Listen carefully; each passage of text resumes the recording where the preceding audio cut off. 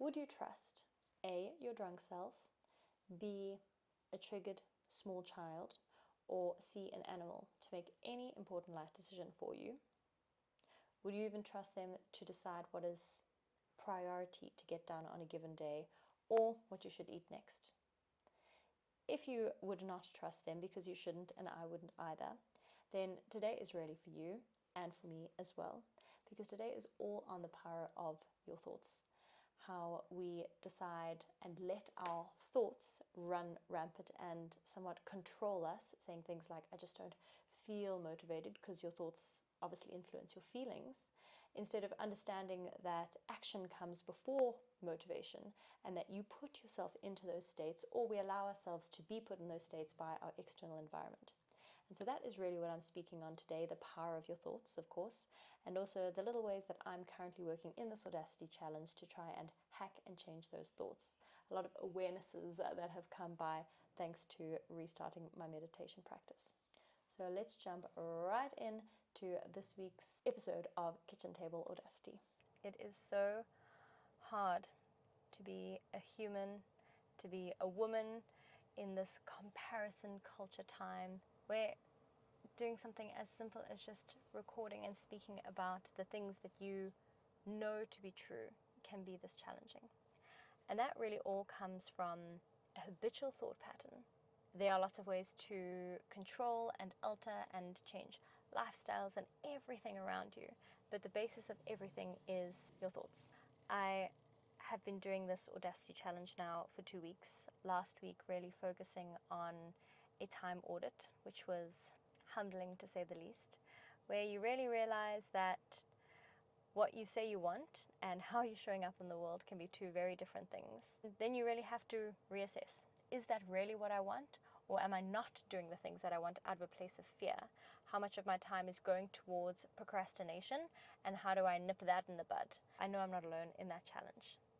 The next challenge came this week, where I'm really focusing on lifestyle auditing.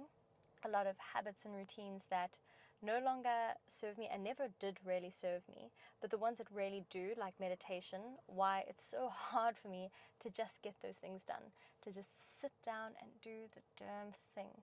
I do know from all of my work in all of these years that it is just a game of practice, but that the thing that I'm most practiced at the moment is a negative thinking cycle loop.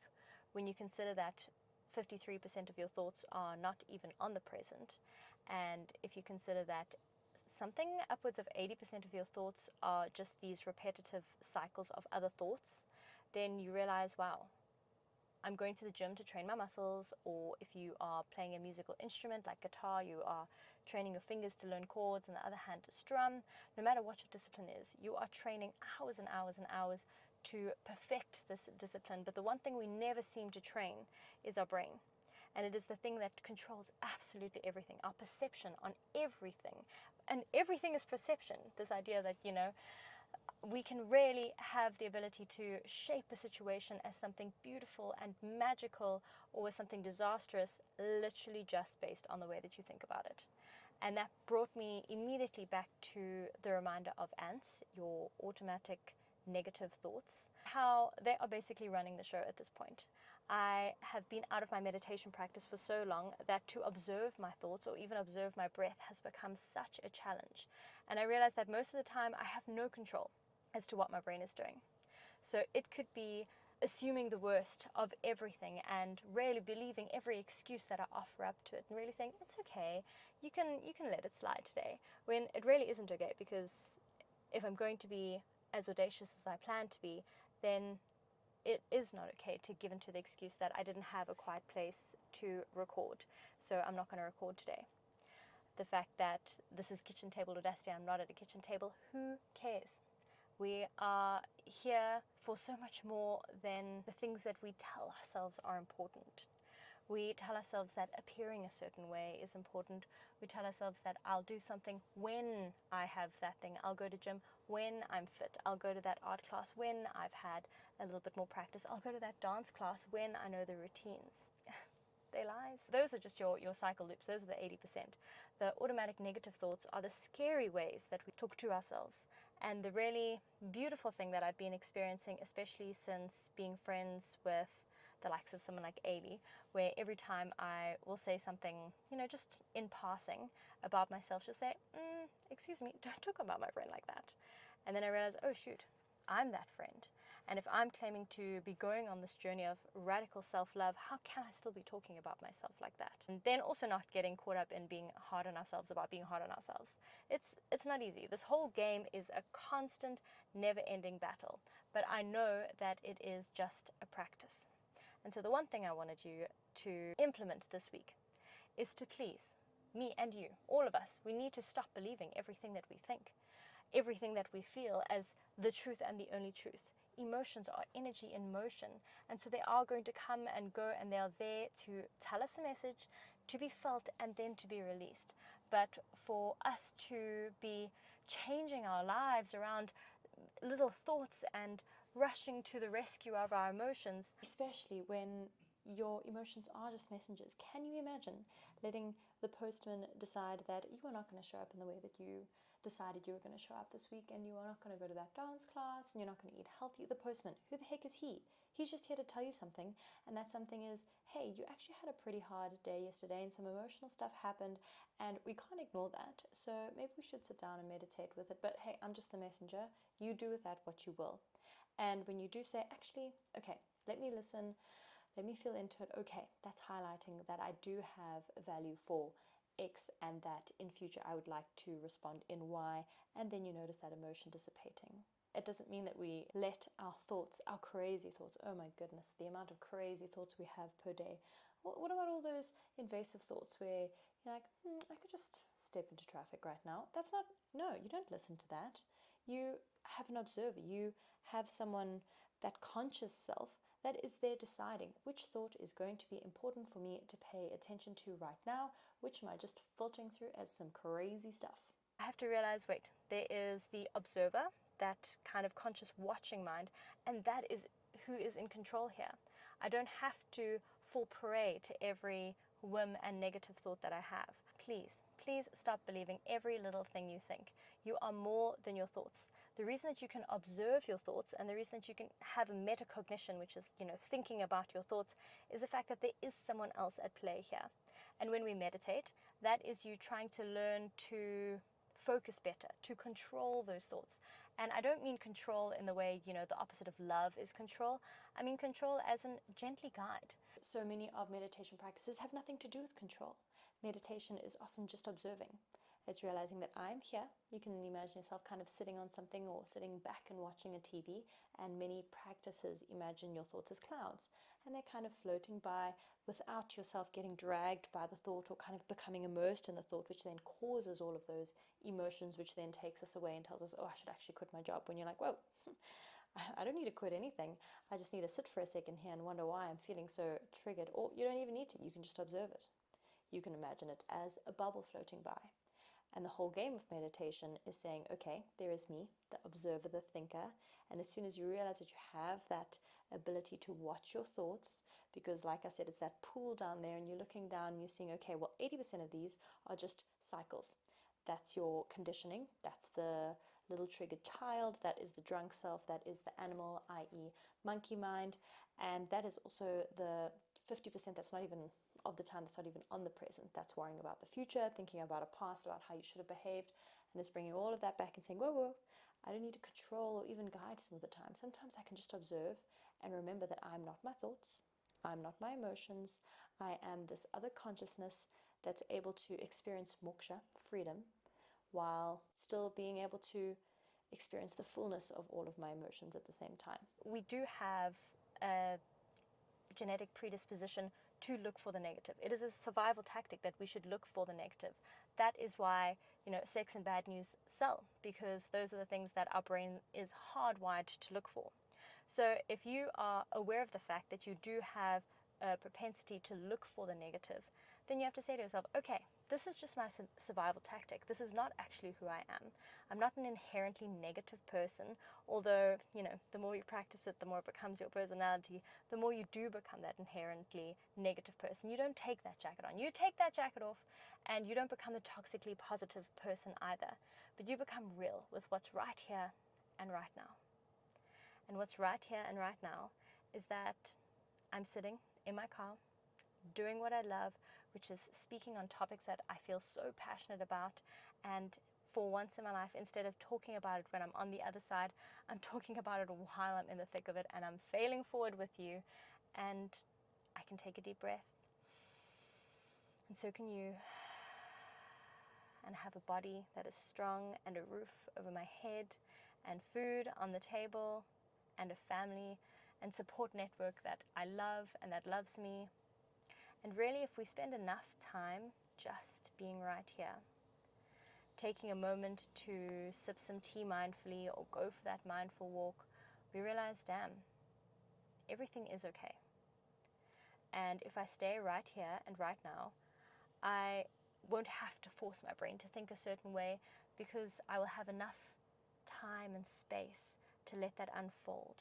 I find that when I think myself into it and I overstructure my time and my day, I'm always rushing to the next thing. But when I have some of these unstructured Sundays where I say, Erin, your only job this Sunday is to do exactly what you feel like doing next, I can't tell you how much I get done on those Sundays, because I realize I do want to do all of these things. I do have all these passions and wants, and I do get around to all of them. But I do it based on allowance, based on abundance. And that's not to say that we don't need to build these boundaries, because our brain's going to go crazy. It's going to go hard on the fact that I don't feel like doing this thing right now, and we do need to show up when we don't feel like doing it. That's what, the cold showers are. That's what getting uncomfortable is. That's what workouts are. It is training that resistance muscle and training us to still show up when we least want to. Which is what getting a grapple and understanding that observer mind when it becomes so important, is understanding that, of course, you don't want to get uncomfortable. There's no point where your body's like, I want to go and expend a lot of energy now. No, you're hardwired to conserve energy. So of course your body's not going to naturally want to do that workout. Of course you don't want to be touching the cold water. Training that muscle is much like training your brain with meditation, saying, I'm not going to believe everything that I think. And so sometimes I'm going to say, oh, I really don't feel like doing this. And I'm going to say, I know you don't. Sweetheart, I know you don't. But we do have to get this done. And you know what? You actually do love to do it. And think about how great you are going to feel after this.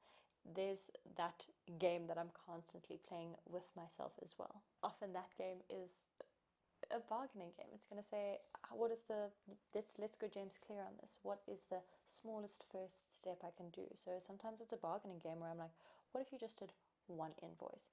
One invoice, and that's all we want. And yes, 90% of the time, then you sit down and you're like, actually, this is not so bad. And, you need money to survive. And so that actually is a pretty important thing to be doing. But I find even more important in that piece is that once I'm really working on consistently training that muscle, observing my thoughts, and also training my resistance muscles of doing things that are hard, that I don't feel like doing, there needs to be an element of trust. There needs to be me trusting that I can rest now and I will get back up and do the thing. That I can take an unstructured Sunday, that I can do things that I really enjoy and that I know are mentally very good for me, like spending time with friends or spending time outdoors, because that's going to help me be more present and aware when I really need to show up in the way that I want to show up in the world. Life doesn't have to be this forced game, that there can be some beautiful balance between practicing that resistance and pushing through that resistance, as well as having space for allowance and creativity, knowing that if it is truly something that you want to do, that want is going to come up. And you're going to allow yourself some space to let that want come up in some unstructured playtime like a Sunday.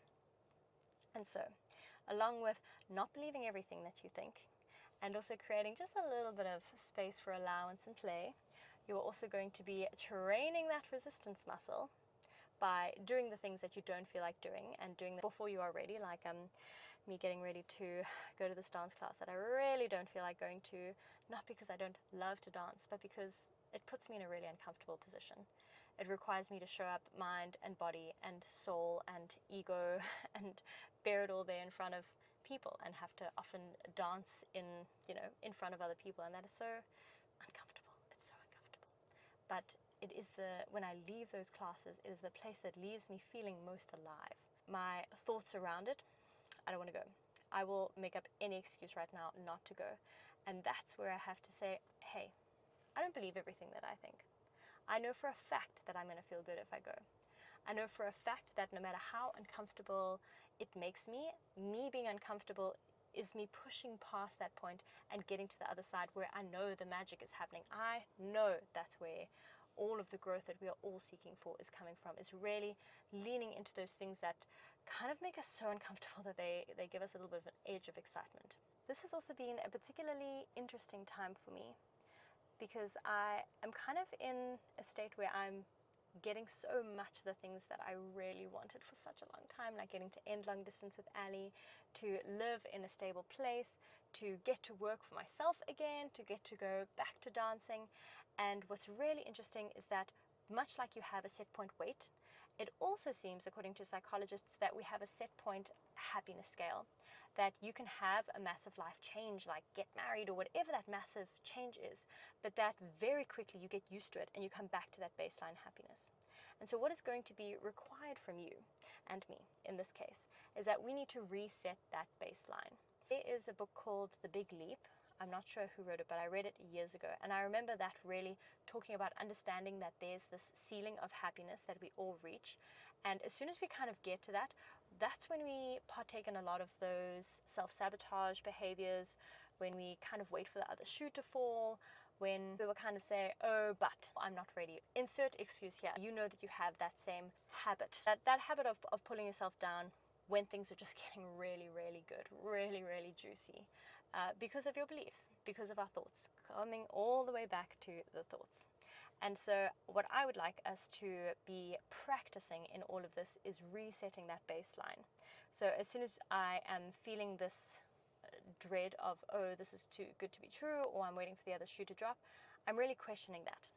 I'm going towards it and I'm going to say, Erin, I don't think that's true. I think this is exactly what you deserve, and I think this isn't even the beginning of it. I think you deserve so much more than this. I think you deserve everything you've ever wanted, and it's not going to be easy, and it's not always going to be fun, but is it going to be so worth it? And we do have control over our thoughts in that way. Those little things also come from me at the moment practicing, especially this week with my lifestyle audit. One of the things that I really used to practice was controlling the very first thought that I think in the morning.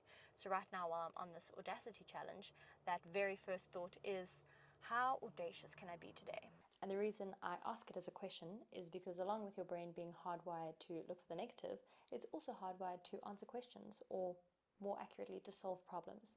And so if I phrase it as a question, I'm not answering the question as I'm asking it, I'm just asking it, open-ended question, and letting the rest of the day find it, which is why gratitude practices are so powerful, is because the more you tell your reticular activating system that you are looking for things to be grateful for, the more they'll pop up. The whole, red car theory. You buy a red car, suddenly you see red cars everywhere. I ask myself a powerful first question of the day. I even have a whole bunch of affirmations that I ask myself whenever I remember. It's not every morning, but when I can, when I do my full morning routine and get it right. It might be things like, who might benefit from the joy I try to bring into every situation and room? Who might my daily creating serve? And just kind of keeping those things top of mind, and hopefully then when I am creating, then my brain is thinking about the person that might benefit from it, for example. So that's just another hack that I'm trying. And then as I'm getting out of bed, the first step that I put down is thank, and the next step is you. Thank you. As I stumble to the bathroom, I'm saying thank you, because psychologists and researchers are also saying that it's impossible to have like any kind of negative feeling alongside gratitude. You can't be feeling really grateful and distracted. Like, it's one of those feelings that are so all-consuming that when you're in it, that's all you are feeling. That's how I'm practicing right now to start to control those thoughts. But the other really important thing that I want you to tap into, that I know you're going to have a resistance to, is meditation. It's something I've just introduced in the last 2 weeks as I'm doing this time audit and lifestyle audit, starting this Audacity challenge. The research is just so undeniable that you can't not do it. It just seems like one of those things that you have to be incorporating into your life. And it is going to be different for everyone. I'll do a video of that one as well, because that was also instrumental for me. This was actually Denise that really helped me with this, that I'm not a kind of person that can always just sit. Sometimes I need to be doing something like a Kriya in Kundalini, or I need to be doing my set of sun salutations, and that is a meditative sequence. It needs to be me sipping on tea or me doing a mindful walk. So sometimes I really can't manage to just sit, and that sit does come eventually. Maybe it's later in the day, maybe it's 2 minutes before bed. But the point is that I am incorporating some form of mindfulness, some kind of mind training, because if we want to become masters of our life and masters of our own happiness, and we want to reset that baseline, we have to do the very basic thing of training our brain. And I actually can't believe how long I've gone just ignoring the fact that I will train my body until the cows come home and am not training my brain. So I hope you take this as seriously as I'm now taking it, to be able to have just a little bit of time to train your brain. And I've been listening to a phenomenal book on Audible. It's an Audible original on how to change your mind. And you're going to have to listen to it yourself to get this, but I will also try and put this into words, how basically you are gaining back time when you meditate. Because if you think about how much of your life you are distracted, if you could take that 53% that you're not present, and you could take it all the way down to like maybe 20% that you're not present, you're actually gaining time back. And so his theory of him being very generous with how much you're gaining, because he's actually a productivity researcher, so he's not even doing this for the woo-woo kind of health benefits. He's doing this as a productivity tool, from a productivity standpoint. And he's saying if he works out all of the research across various different studies, that you can get up to 9 minutes back per minute that you meditate. 9 minutes? And then he worked out that if you stick to this habit, because of course it's not going to compound over time, he's saying that's the eventual what you'll get once you have a trained mind, that you now are able to keep in the present, you're able to really appreciate your surroundings, feel where you're sitting, notice what you notice, and actually be in your life. He's also theorizing that you can gain up to 9 years of your life back. 9 years. That is outrageous. That is outrageous, that just learning to control your mind can do that. Meditation can do that. And it makes total sense, because you think about how much longevity you gain from eating healthy, how much longevity you gain from exercising. This is the exact same thing. So if you would like to live longer with me, then go ahead and practice some of these things this week. Go ahead and try just 2 minutes of meditation. I will post a video. Remember those ants, automatic negative thoughts. You are predisposed to think negative, so expect it. It's going to happen. That's the way the cookie crumbles. But that doesn't mean that you don't have power to change them. It means that you interrupt them, you realize that you are the observer of your thoughts, and those are just negative thoughts, because emotions as well as thoughts come and go, and they are meant to flow. Emotions, energy in motion, it needs to be felt. Perhaps it has a message for you, but then it is going to pass. And so to fight against the emotions, or to change your whole life to appease an emotion, is not the way to go either. It is just being right here. Know that you are not alone in this journey. Know that it is hard for us all to see ourselves and to see that we are not living the lives that we want to live. And unfortunately, we are the only ones that can change it. And I know you can. I believe in you because I believe in me. And we are our own harshest critics. And so if I'm doing this and I'm failing forward in front of you, I know for a fact you can do it. I love you. Have a beautiful week. Let's see if I'm crazy enough to post this. Honestly, the real way for us to really have information sink in is to work with it. So I hope that something here resonated with you, even one thing. And if it did, do something with it. Either implement it in your life, write it down, comment down below. Of course, that always makes a difference to us. If you are following along this journey, let me know. That would just bring me a lot of joy. And yeah, how audacious can you be this week?